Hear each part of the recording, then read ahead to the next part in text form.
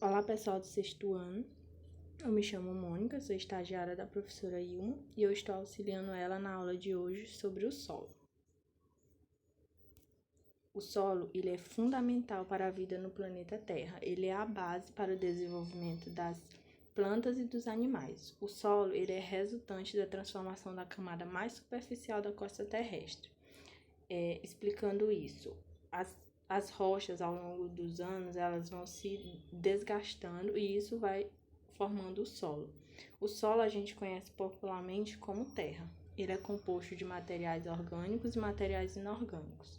Os materiais orgânicos do solo são organismos vivos, insetos, minhocas, bactérias e fungos, e matéria em decomposição, como resto de plantas, folhas, frutos, galhos, entre outros, e de animais. Juntos, eles formam um material de coloração escura, que é a humus, que é um fertilizante importante para o desenvolvimento das plantas. Os materiais inorgânicos do solo são a água, o ar e os minerais. Eu trouxe essa ilustração para demonstrar a vida no solo. Bom, no solo a gente encontra uma comunidade rica de seres vivos, como na imagem a gente pode ver roedores, orelha de pau, lesma, formiga, minhoca, fungos, bactérias.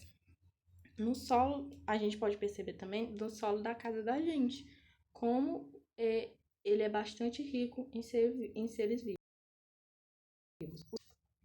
Eles têm composições diferentes. Tem alguns solos que são ricos em matéria orgânica. Tem alguns que têm uma maior quantidade de argila ou areia. Tem alguns que têm a presença ou a ausência de elementos químicos específicos. Então, os solos eles têm composição diferente. Como o solo sustenta a vida? No solo são encontrados nutrientes formados principalmente por nitrogênio, fósforo e potássio. Esses elementos são alguns dos que formam o corpo dos seres vivos. Com a morte e a decomposição desses seres, os elementos são liberados no solo e dissolvidos na água. As raízes das plantas absorvem esses nutrientes. Quando outros seres vivos se alimentam das plantas, os nutrientes se transferem ao seu organismo. Para explicar isso, eu trouxe o ciclo de nutrientes e água da planta. No tópico 1, restos de vegetais são decompostos pelas bactérias e pelos fungos que a gente já viu que existem no solo. Então, eles decompõem os restos de vegetais, liberando nutrientes no solo. No tópico 2, as raízes elas vão absorver esses nutrientes através da água que se infiltra no solo e vão absorver esses nutrientes. Aí, no tópico 3, a água e nutrientes são transportados para as folhas. Ao chegarem nas folhas, as folhas vão utilizar esses nutrientes do solo, o que vai contribuir para o crescimento da planta. No tópico 5, a gente pode ver uma ave. Essa ave ela vai se alimentar do fruto que está na planta e vai usar esses nutrientes de alimento para se desenvolver. Então, esse é o ciclo de nutrientes e água da planta. A formação do solo. A formação do solo ocorre de forma gradual, ocasionada pelo intemperismo, que ao longo do tempo desgasta as rochas. Então, o intemperismo é um processo que vai desgastando as rochas ao longo do tempo e formando o solo. O clima, as variações de temperatura, o relevo, a quantidade de chuva e os seres vivos, eles ajudam no intemperismo e progressivamente vão atuar também na formação do solo. O intemperismo ele vai transformar uma rocha que é dura, chamada de rocha-mãe, que é essa que a gente está vendo na imagem, em um material, vai transformar essa rocha-mãe em um material menos resistente que se desintegra facilmente em partículas.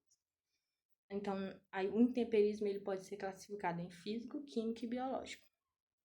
Aí aqui na imagem a gente pode ver a rocha-mãe abaixo de uma camada de solo.